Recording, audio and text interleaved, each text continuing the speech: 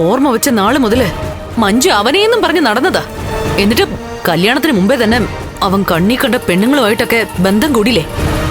എടാ, ആ ബന്ധത്തിൽ അവനൊരു കുഞ്ഞും ജനിച്ചില്ലേ? അതിന്റെ ശിക്ഷയാ അവനിപ്പോ കിട്ടിക്കൊണ്ടിരിക്കുന്നെ. അവന്റെ അച്ഛനെ ഇനി എന്തിനാ പോലീസ് പിടിച്ചോണ്ട് പോയെന്നായി എനിക്ക് മനസ്സിലാവാത്തെ. കൂടെ കരുണയുടെ അച്ഛനും ഉണ്ടല്ലോ. രണ്ടാളും കൂടെ എന്തോ തരികട ഒപ്പിച്ചിട്ടുണ്ടമ്മേ. ആകെ കൂടെ നിനക്കിനി ആശ്രയിക്കാനുള്ളത് പ്രതാപനെയായിരുന്നു. അവനും കൂടെ ജയിലിൽ പോയാ പിന്നെ കണ്ണന്റെ തണലിൽ തന്നെ നിനക്ക് ജീവിക്കേണ്ടി വരും. അതെ, ഇനിയുള്ള കാലം മരിച്ച് ജീവിക്കാം, അല്ലാതെ എന്ത് ചെയ്യാനാ?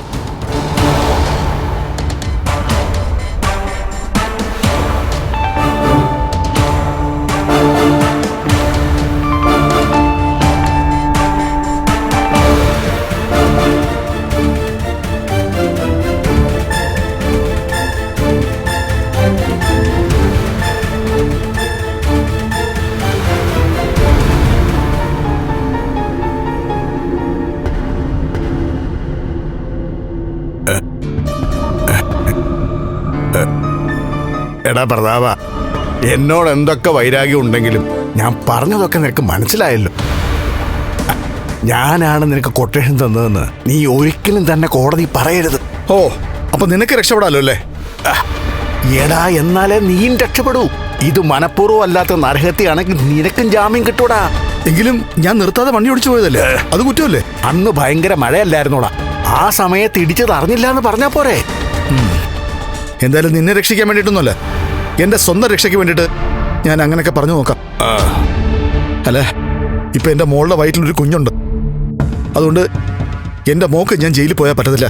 എടാ, നമ്മൾ ജയിലിൽ പോയി കഴിഞ്ഞാൽ പിന്നെ കേസ് പറഞ്ഞ് മടുക്കൂടാ. എന്റെ കയ്യിൽ കാശുണ്ട്. എന്നാ ഇതുപോലൊരു കേസിന് വേണ്ടിയിട്ട് അത് വാരി എറിഞ്ഞാൽ ആ പൈസയൊക്കെ പെട്ടെന്ന് തീരും. പൈസയ്ക്ക് ഒരുപാട് ആവശ്യമുണ്ടായിരുന്ന സമയത്താ ഞാൻ ഇങ്ങനൊരു കൊട്ടേഷൻ ഏറ്റെടുത്തത്. അന്ന് അത് വലിയ കുഴപ്പമില്ലാതൊക്കെ അങ്ങ് പോയി. ഇപ്പൊ പക്ഷേ 10 മടങ്ങ് ശക്തിയോടെ അത് തിരിച്ചു വന്നിരിക്കുന്നത്. നിന്റെ നാവ് തന്നെയാ എല്ലാത്തിനും കാരണം. അത് മാത്രം പറയതേ. മരിച്ചവൻ എന്റെ ദേഹത്ത് കയറിയത് ഞാൻ പറഞ്ഞിട്ടാ? അതെ, ഞാൻ നിന്നോട് പറഞ്ഞായിരുന്നല്ലോ മാമ, അന്ന് എന്റെ ദേഹത്ത് വിശ്വം കയറുന്ന ദിവസമേ ഞാൻ ലോറിയായിട്ട് പായുമായിരുന്നു. കണ്ണന് ലക്ഷ്മി സഞ്ചരിച്ച കാറിന് പിന്നാലെ.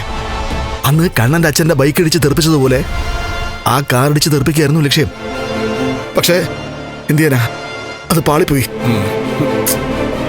എടാ, ഞാൻ ഡ്രൈവ് ചെയ്യുമ്പോൾ എന്റെ കൂടെ ഉണ്ടായിരുന്ന അവൻ, ആ വിശ്വൻ, ലോറി നിർത്തിയിട്ട് ഞാൻ ഇറങ്ങി അങ്ങ് ഓടുകയായിരുന്നു. ഓ, അവന്റെ പിന്നാലെ വന്ന് തള്ളി അങ്ങിട്ടു. പിന്നെ ബോധം വരുമ്പോ അവനില്ല. അർദ്ധരാത്രി കഴിയുമ്പോ അവൻ വരും എൻ്റെ അടുത്ത്, അവന്റെ സങ്കടങ്ങൾ പറയാൻ. അങ്ങനല്ലടാ ഞാൻ സത്യങ്ങളെല്ലാം വിളിച്ചു പറഞ്ഞു പോയേ. കണ്ണൻ അന്ന് അച്ഛൻ്റെ കർമ്മങ്ങൾ ചെയ്തില്ലായിരുന്നു. അന്ന് അവൻ ഐസിയുനകത്ത് കിടക്കുകയായിരുന്നു, ബോധമില്ലാതെ. പിന്നെ വിശ്വന്റെ കർമ്മങ്ങളൊക്കെ ചെയ്ത് ഉണ്ണിയാ. ഉണ്ണി ചെയ്ത കർമ്മം അവൻ ഇഷ്ടപ്പെട്ട് കാണത്തില്ല. എന്നുവെച്ചാ അവൻ ഏറ്റവും കൂടുതൽ സ്നേഹിച്ചിരുന്ന മൂത്ത മോനെയല്ലേ. ആ, അത് ശരിയാ. അങ്ങനെയാണെങ്കിൽ അവനെപ്പോഴും ഇവിടെയൊക്കെ തന്നെ കാണും. ഇനി എൻ്റെ ദേഹത്തെങ്ങാനും കയറുവോ? ആ, കയറി കഴിഞ്ഞാൽ പിന്നെ താനാണ് എനിക്ക് കൊട്ടേഷൻ തന്നെന്ന് വേറെ ആരും പറയേണ്ട കാര്യമില്ല. അത് താൻ തന്നെ പറയും. അത് നീ ഏത് കോടതിയിലാണെങ്കിലും താൻ പറയും. ഓ, എന്നാലും എൻ്റെ വാമേട്ടാ, അതിനിടയ്ക്ക് ആ ഡോക്ടർ ശർമ്മ എന്നെ മയക്കി കിടത്തിട്ട് എല്ലാം പിടിച്ചെടുക്കുമെന്ന് ഞാൻ കരുതിയില്ല. അയാളുടെ അടുത്ത് കൊണ്ടുപോയത് നിന്റെ വട്ടുമാറാനാ. അത് നടന്നു. പക്ഷെ വട്ടുള്ള സമയത്ത് നീ പറയേണ്ടാത്തതല്ല അയാളോട് പറയുകയും ചെയ്തു. മഹാലക്ഷ്മി ഹോസ്പിറ്റലിൽ കിടക്കുന്നുണ്ട്, കണ്ണൻ കോടതി വരുമായിരിക്കുമോ? കണ്ണൻ വന്നില്ലെങ്കിൽ അനന്തു വരും. അല്ലെങ്കിൽ അതിനേക്കാൾ മിടുക്കന്മാരായ വക്കീലന്മാർ വരും. അവന്മാർക്ക് കാശ് കൊടുത്ത് വക്കീലന്മാരെ വെക്കാൻ പാടില്ലടാ. ഇനി അവന്മാരാ വരുന്നെങ്കിൽ വക്കീൽ ഫീസും കൊടുക്കണ്ട. നമ്മുടെ കാര്യം അതാണോ? ഒന്നാമത് നമ്മുടെ കേസ് ഏറ്റെടുത്തിരിക്കുന്നതിന്റെ സീനിയർ ഉണ്ടല്ലോ, പൈസ എത്ര കിട്ടിയാലും മതി വരാത്തവനാ. അവന് പൈസയിലാരാൻ്റെ കൈവശം കൊടുത്തിരിക്കുക. എന്തായാലും ഇനി നമ്മളെ രക്ഷിക്കണമെങ്കിൽ ദൈവം തന്നെ വിചാരിക്കണം. അതെങ്ങനെ ദൈവം വിചാരിക്കാനാ? ദൈവം മഹാലക്ഷ്മിയുടെ പിന്നാലെ ചുറ്റിത്തിരിയല്ലേ. ഓ, ഇതിനിടയ്ക്കിടയിൽ അവൾക്ക് അവളുടെ കുഞ്ഞിനെ നഷ്ടപ്പെട്ടു എന്ന് അറിഞ്ഞിരുന്നെങ്കിൽ വലിയ സന്തോഷമായിരുന്നു തന്നെ. കുഞ്ഞും അമ്മയും കൂടെ ഒരുമിച്ച് പോയെന്നറിഞ്ഞാ പിന്നെ എന്റെ കരുണമോക്ക് ഞാൻ ജയിലിൽ പോകുന്നത് പോലും പ്രശ്നമാവത്തില്ലായിരുന്നു. ആ ഇനി എല്ലാം വരുന്ന പോലെ വരട്ടെ. അയ്യോ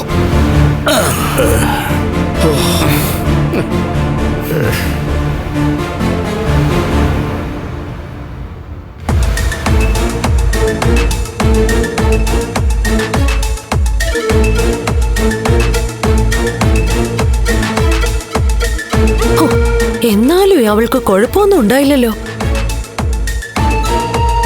എടാ എന്തൊരു വീഴ്ചയായിരുന്നു. എന്നിട്ട് ആ കുഞ്ഞിന് പോലും ഒന്നും പറ്റിയില്ല. ഒരു പ്രത്യേകതരം ജന്മ ആ മഹാലക്ഷ്മിയുടേത്. അവളെ കൊല്ലാൻ എത്ര തവണ നോക്കിയതാ, എന്നിട്ട് അവൾക്ക് എന്തെങ്കിലും പറ്റിയോ? അങ്ങനെ തന്നെ ആയിരിക്കും അവളുടെ കുഞ്ഞിന്റെ കാര്യവും. അവളെക്കാളും മുന്നേ അമ്മയാവാൻ തയ്യാറെടുത്തത് കരുണയാ. എന്നിട്ട് ഇത്തിരി വിഷം ഉള്ളിൽ ചെന്നതേ ഉള്ളൂ, ആ കുഞ്ഞു പോയി. അല്ലെങ്കിൽ കണ്ണനും മഹാലക്ഷ്മിയും കുഞ്ഞിനെയും കൊണ്ടുവരുമ്പോ നിനക്കും കരുണയ്ക്കും കൂടി നിങ്ങളുടെ കുഞ്ഞിനെ മടിയിലിരുത്തി കൊഞ്ചിക്കാമായിരുന്നു. ആ പിന്നെ നിനക്ക് കുഞ്ഞിനെ ഒന്നും വേണമെന്നില്ലല്ലോ. എടാ അങ്ങനെ ഉണ്ടായിരുന്നെങ്കിൽ നീ ഇപ്പൊ പോയി അവളെ ഇങ്ങ് വിളിച്ചോണ്ട് വരുമായിരുന്നു. അമ്മ എന്തൊക്കെയാ പറയുന്നേ? അവളെ കൂട്ടിക്കൊണ്ട് വന്നാലും കണ്ണേട്ട ഇനി അവളെ ഇങ്ങോട്ട് കേറ്റുമെന്ന് തോന്നുന്നുണ്ടോ? അവൾക്ക് താമസിക്കപ്പോ 2 വീടുണ്ട്. അവളുടെ സ്വന്തം വീടും പിന്നെ അവളുടെ മുത്തശ്ശിയുടെ വീടും. അവൾ അവിടെ താമസിച്ചോട്ടെ.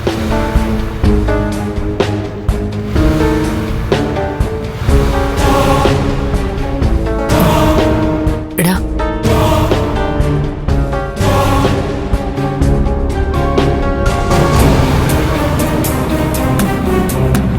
കണ്ണാ, ഞാനും കൂടി വരട്ടെടാ കുഞ്ഞിനെ കാണാൻ. വേണ്ട, അമ്മയും കുഞ്ഞും ഇപ്പൊ ഐസിയുല, അതുകൊണ്ട് അങ്ങോട്ട് ഇപ്പൊ വന്നാലും കാണാൻ പറ്റില്ല. പിന്നെ അവിടെ ചിലർ ഐസിയുവിന്റെ മുമ്പിലുണ്ട്. അവർക്കാർക്കും ഇവനും അമ്മയും വന്നാ ഇഷ്ടപ്പെട്ടു എന്ന് വരില്ല. പക്ഷേ ഞാൻ പറഞ്ഞതുപോലെ 2 ആളും കൃത്യമായിട്ടും വരണം. അവിടെ വന്നാല് നിങ്ങൾ ആഗ്രഹിക്കുന്നതൊക്കെ കൃത്യമായിട്ടും അറിയാൻ കഴിഞ്ഞേക്കും. ഇവന്റെ ഭാര്യ അമ്മയാവാൻ പോവാ കണ്ണാ. അതിന്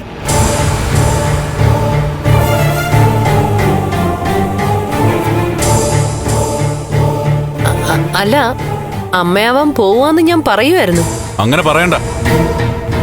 അമ്മയാകാൻ പോകുന്ന മരുമകളെ നോക്കണമെന്നുണ്ടെങ്കിൽ അവിടെ പോയി നോക്കിക്കോ, അവളുടെ വീട്ടില്. അവൾക്കിനി ഒരു സിമ്പതിയും ഞാനും മഹിയും കൊടുക്കില്ല.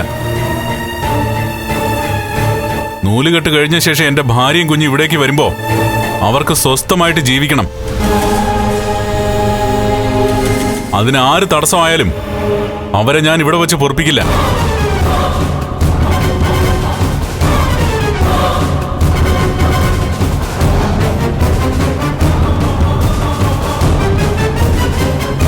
അയാളുടെ ദേഷ്യം കണ്ടില്ലേ?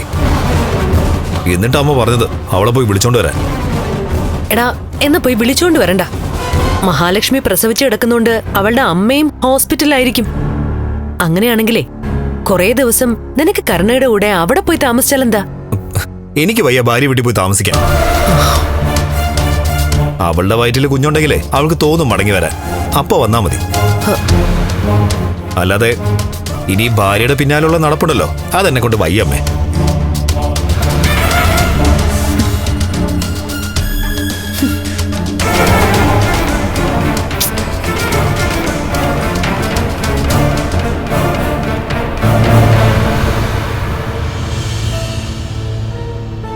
എന്റെ ലേഖ്യച്ചി, ഞാൻ ഇപ്പോഴും ആ മേഘന്റെ ഭാര്യയായി തുടർന്നിരുന്നെങ്കിലുള്ള കാര്യം ആലോചിക്കുമായിരുന്നു.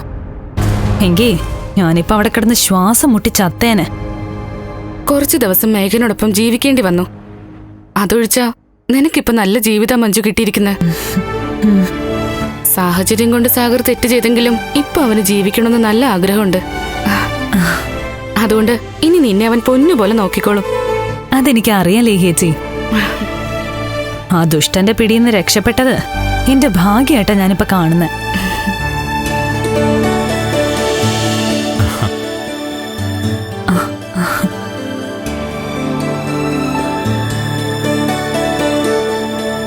പിന്നെ ഡോക്ടറൊന്നും പറഞ്ഞില്ലല്ലോ? അമ്മയ്ക്കും കുഞ്ഞിനും കുഴപ്പമൊന്നുമില്ല. കണ്ണേട്ടന് അത്രയും കേട്ടാ പോരെ. അല്ല, നിങ്ങളാരെങ്കിലും കയറ്റി കാണിച്ചായിരുന്നു അമ്മയും കുഞ്ഞിനെ? ഇല്ല. കണ്ണേട്ടാ, അമ്മാവനും കരുണയുടെ അച്ഛനും ഇപ്പോഴും ലോക്കപ്പിലല്ലേ? അതെ. അതിന്റെ കാരണം പറഞ്ഞില്ലല്ലോ. എന്തിനാ അവരെ അറസ്റ്റ് ചെയ്തോണ്ട് പോയത്? അതൊക്കെ ഞാൻ നിന്നോട് പറയാം വിശദമായിട്ട്.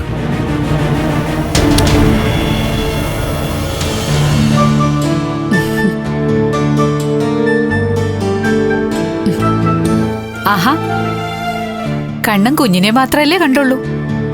പ്രസവിച്ച ശേഷം മഹിയെ കണ്ടില്ലല്ലോ. പോയി കണ്ടോളൂ. അമ്മയ്ക്കും കുഞ്ഞിനും കുഴപ്പമൊന്നുമില്ലല്ലോ ഡോക്ടർ? ആഹാ, അത് നേരിൽ കാണുമ്പോ അറിയാലോ. മഹാലക്ഷ്മി ഇപ്പം മയക്കത്തിന്ന് ഉണർന്നിട്ടുണ്ട്. ഉടനെ വാർഡിലേക്ക് മാറ്റൂ ഡോക്ടർ. ഇനിയിപ്പോ പ്രത്യേകിച്ച് കുഴപ്പങ്ങളൊന്നുമില്ല. എങ്കിലും ഒരു ദിവസം കൂടി അവിടെ കിടക്കട്ടെ. ഇന്ന് വൈകുന്നേരത്തോടെ നിങ്ങൾക്കും കയറി കാണാൻ പറ്റും. ശരി ഡോക്ടർ. ആ, അപ്പോഴേ കണ്ണാ, ഈ സന്തോഷമൊക്കെ ചോക്ലേറ്റിൽ ഒതുക്കാൻ പറ്റില്ല കേട്ടോ. തോമസ് സാറിന് ഹോട്ടൽ ഫുഡൊന്നും ഇഷ്ടമല്ല. അതുകൊണ്ട് നമുക്കെല്ലാവർക്കും കൂടെ തോമസ് സാറിന്റെ വീട്ടിൽ തന്നെ ഒരു ദിവസം കൂടാം ഡോക്ടറെ. ആയിക്കോട്ടെ. ദേ, പിന്നൊരു കാര്യം. അമ്മയുടെ വയറ്റിൽ കുഞ്ഞുണ്ടായിരുന്ന സമയത്ത് സംഭവിക്കാൻ പാടില്ലാത്ത ഒരുപാട് കാര്യങ്ങൾ സംഭവിച്ചു കഴിഞ്ഞു. ഇപ്പൊ പക്ഷേ നിങ്ങൾക്കൊരു കുഞ്ഞ് ജനിച്ചു കഴിഞ്ഞു. ഇനിയെങ്കിലും പഴയപടി ആകരുത്. കണ്ണനൊരു കുഞ്ഞു പോയിട്ട് നല്ലൊരു ദാമ്പത്യം പോലും ഉണ്ടാകുമെന്ന് ഉറപ്പില്ലായിരുന്നു. കൂട്ടിനൊരു ഭാര്യ, മഹാലക്ഷ്മി കൂടെ വരുമ്പോ അത് മാത്രമായിരുന്നു കണ്ണന്റെയും കണ്ണനെ സ്നേഹിക്കുന്നവരുടെയും ചിന്ത. അതിന്ന് ഇത്രത്തോളം ദൈവം നിങ്ങൾക്ക് തന്നു. ഇനി അങ്ങനെ ദൈവം തന്ന ഭാഗ്യം അറിഞ്ഞുകൊണ്ട് തട്ടിത്തെറിപ്പിക്കരുത്. എന്നാ ശരി. ഡോക്ടർ പറഞ്ഞത് അത്രയും പറയേണ്ട കാര്യങ്ങൾ തന്നെയാ. ഞങ്ങൾ ഏതു നേരവും ഓർമ്മിപ്പിച്ചുകൊണ്ടിരിക്കുന്ന കാര്യങ്ങളാ. ഇനി അബദ്ധമൊന്നും പറ്റില്ലടി.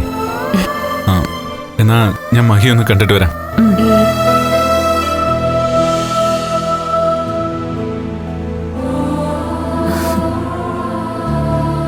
കണ്ണേട്ടന്റെ മുഖത്ത് ആ സന്തോഷം കണ്ടില്ലേ?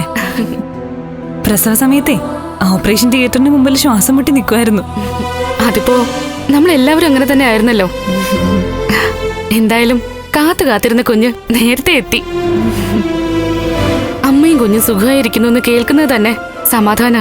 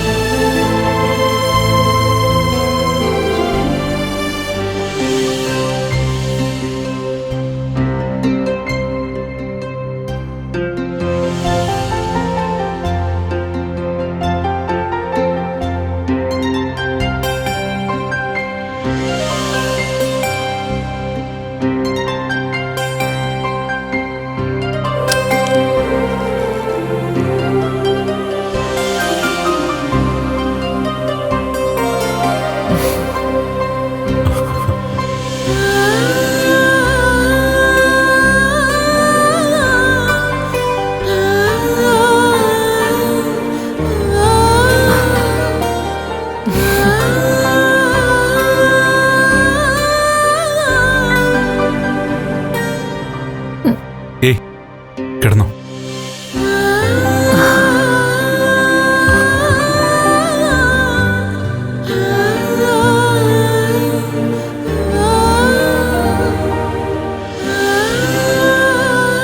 ദേ നോക്ക്, ആരാ കിടക്കുന്നേന്ന്.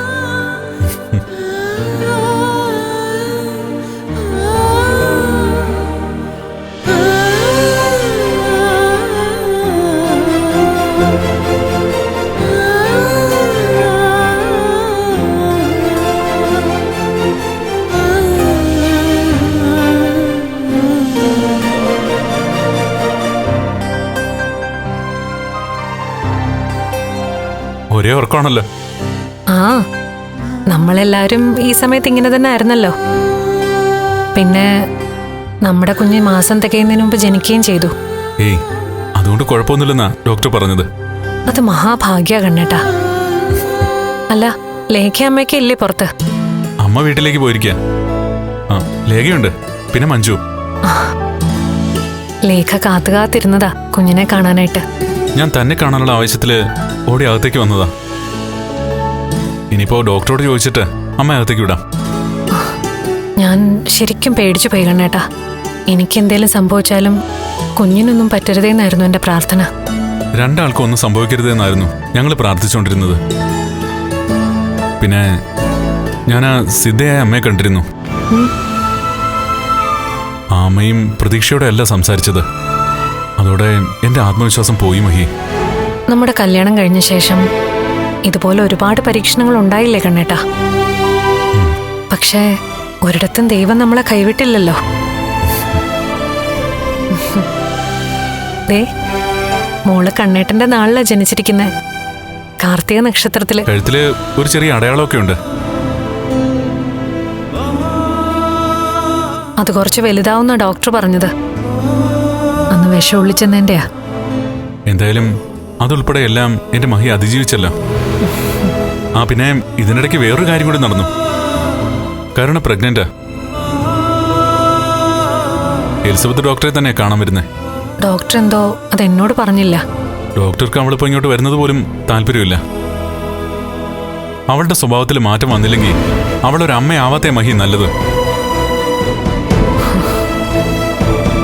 തനിക്കിപ്പോ വലിയ പ്രശ്നങ്ങളൊന്നുമില്ലല്ലോ? ഒന്നുമില്ല കണ്ണേട്ടാ. ഇപ്പോൾ ഉള്ള ചെറിയ വേദനകൾ പോലും എനിക്കൊരു വിഷമമായിട്ട് തോന്നുന്നില്ല. നമ്മുടെ കുഞ്ഞൊരാപത്തും കൂടാതെ ജനിച്ചതോടെ എന്തോ ഒരു പുതിയ ജീവൻ കൈവന്ന പോലെയാ.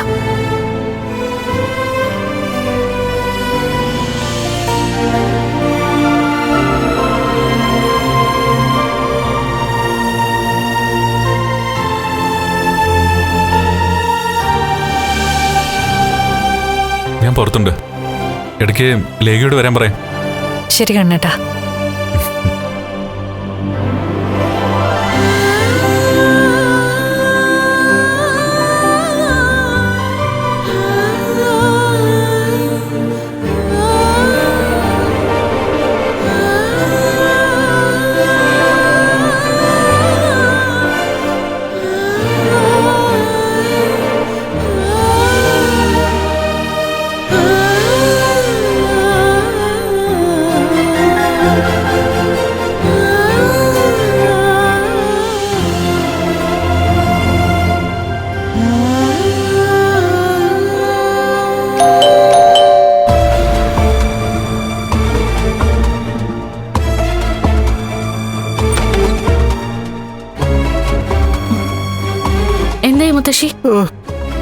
പോലീസ് സ്റ്റേഷനിൽ ചെന്നപ്പോഴേ രണ്ടെണ്ണം ഇടി കൊണ്ട് പഞ്ചറായിട്ട് കിടക്കുക.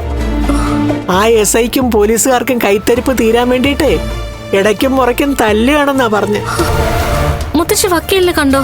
പ്രതാപം പറഞ്ഞ വക്കീലിനെ തന്നെ കണ്ട്. കണ്ണനും അനന്തുമായിരിക്കും കോടതിയിൽ ഹാജരാകുന്നത്. അങ്ങനെയെങ്കിൽ അവന്മാർക്ക് പ്രാക്ടീസ് കുറവായതുകൊണ്ടേ എന്തെങ്കിലും ചെയ്യാൻ പറ്റുമെന്നാ വക്കീല് പറയുന്നത്. വാമദേവൻ പ്രതാപന് കൊട്ടേഷൻ കൊടുത്തതിന് തെളിവൊന്നുമില്ലല്ലോ. 20 വർഷം മുമ്പ് നടന്ന കേസല്ലേ. അപ്പോ അച്ഛനമ്മാവനെ രക്ഷപ്പെടുവോ? എന്നൊന്നും പറയാൻ പറ്റത്തില്ല. പക്ഷേ ഇപ്പോഴത്തെ അവസ്ഥയിലേ അവർക്ക് ജാമ്യം കിട്ടാത്തതാണ് മോളെ നല്ലത്. അതെന്താ മുത്തശ്ശി അങ്ങനെ പറഞ്ഞ? അതെ, ജഡ്ജി ജാമ്യം വിധിച്ചു കഴിഞ്ഞാ കോടതിക്ക് പുറത്ത് അവരുടെ വിധി പറയാനായിട്ട് ഒരുത്തൻ കഴുകനെ പോലെ പുറത്തുണ്ട് മോളെ. ആ മാർക്കോ അവൻ ഇങ്ങോട്ട് വരുമെന്ന് എനിക്ക് പേടിയുണ്ട്. അവൻ എവിടെയും വരും. അതുകൊണ്ട് രാത്രിയിൽ എന്ത് ശബ്ദം കേട്ടാലും വാതിൽ തുറക്കരുത്, ബെല്ലടിച്ചാലും തുറക്കരുത്. അവന് വാതിലൊന്നും ഒരു പ്രശ്നമേ അല്ല മുത്തശ്ശി. എന്നാലും അവൻ വാതില് തല്ലിപ്പൊളിച്ച് നമ്മുടെ മുറിയിൽ എത്തണമെങ്കിൽ കുറച്ച് പാടുപെടണമല്ലോ മോളെ. അതിന് വീണ്ടും 2-3 വാതിലും കൂടെ തല്ലിപ്പൊളിക്കണ്ടേ? അപ്പോഴേക്കും നമുക്ക് പോലീസിനെ വിളിക്കാം. ഇതുവരെയും മാർക്കോ ഭീഷണിയായിട്ട് ഇങ്ങോട്ട് വന്നിട്ടില്ല. അതാണ് ഭയക്കേണ്ടത്. അവൻ വന്നിരുന്നെങ്കിൽ കുഴപ്പമില്ലായിരുന്നു. ഇനിയിപ്പോ അവൻ എന്തൊക്കെയാ മനസ്സിൽ വെച്ചു നടക്കുന്നെന്ന് പറയാൻ പറ്റത്തില്ല മോളെ. പോലീസ് സ്റ്റേഷനിൽ ചെന്ന് ലോക്കപ്പിൽ കിടക്കുന്ന ഗുണ്ടകളെ തല്ലുന്നവനാണ് ഈ മാർക്കോ. അത്രയ്ക്ക് ധൈര്യമുള്ളവനാ. പോരാത്തതിന് ആ SI ഉണ്ടല്ലോ, അവന്റെ ആൾക്കാരാ. ഇതുപോലെ ഗുണ്ടായുസം നടത്തി നടന്നിട്ട് അവനെ തല്ലിക്കൊല്ലാൻ ആരും ഇല്ലല്ലോ മുത്തശ്ശി. മോളെ, അതുകൊണ്ട് എന്ത് സംഭവിച്ചാലും ശരി പ്രതാപൻ ഈ കേസിൽ നിന്നൊന്ന് ഊരി പോന്നാ മതിയായിരുന്നു. കോടതിയില് ഉണ്ണിയേട്ടന്റെ അമ്മാവൻ മൊഴി മാറ്റി പറഞ്ഞ 10-20 വർഷം മുൻപ് നടന്ന കൊലപാതകമല്ലേ, അതിന് തുമ്പുണ്ടാക്കാൻ പോലീസിന് പറ്റുമെന്ന് എനിക്ക് തോന്നുന്നില്ല. ചിലപ്പോഴേ ഇന്ന് ഇടി കൊടുത്തപ്പോ അവന്മാര് സത്യങ്ങളെല്ലാം പറഞ്ഞു കാണും. കോടതിയിലെല്ലാം മാറ്റി പറയണമെന്നാ വക്കീല് പറഞ്ഞ്. കുറച്ച് കഴിയുമ്പോ വക്കീൽ അങ്ങോട്ട് പോകുന്നുണ്ട്, ലോക്കപ്പിലേക്ക്. വക്കീൽ എന്തായാലും നല്ല തലച്ചോറുള്ള ഒരുത്തനാ. പക്ഷെ ഒരു ദിവസം കോടതിയിൽ ഹാജരാകണമെങ്കിൽ തന്നെ ലക്ഷങ്ങൾ കൊടുക്കണം. ഇനിയിപ്പോ ഈ കേസ് ഇവിടെ കൊണ്ട് അവസാനിക്കുന്നില്ലെങ്കിൽ ഈ വീടും പറമ്പും മാത്രമല്ല, എന്റെ സർവ്വ സ്വത്തുക്കളും വിൽക്കേണ്ടി വരും.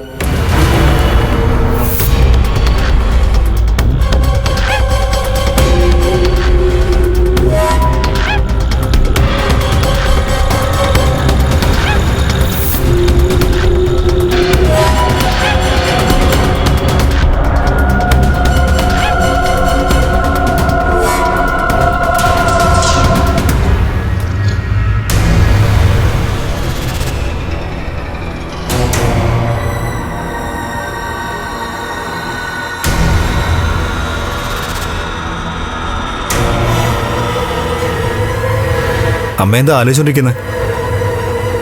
എടാ, നാളെ കോടതിയിലേക്ക് ചെല്ലുമ്പോ പ്രതാപനും വാമേട്ടനും ചെയ്ത കുറ്റം എന്താണെന്ന് അറിയാവുന്നൊക്കെ കണ്ണം പറഞ്ഞെങ്കിലും അതെന്താണെന്ന് അറിയാനൊരു ആകാംക്ഷ. അത് മറ്റൊന്നും കൊണ്ടല്ലടാ മോനെ. ഏട്ടത്തെ വിളിച്ചിട്ട് അവരെടുക്കുന്നില്ല, സ്വാതിയും എടുക്കുന്നില്ല.